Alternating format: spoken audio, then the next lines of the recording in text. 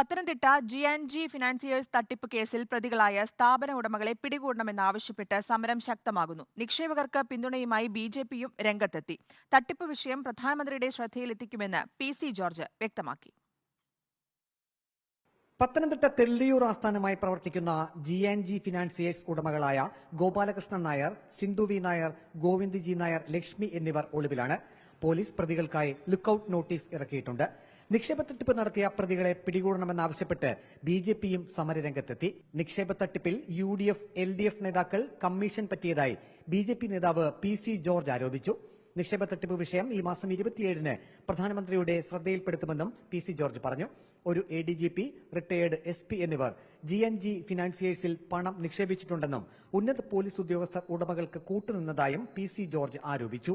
ഇവിടുത്തെ LDF-ന്റെ UDF-ന്റെ നേതാക്കന്മാർക്കൊക്കെ ഇതിനകത്ത് കമ്മീഷനുണ്ട്.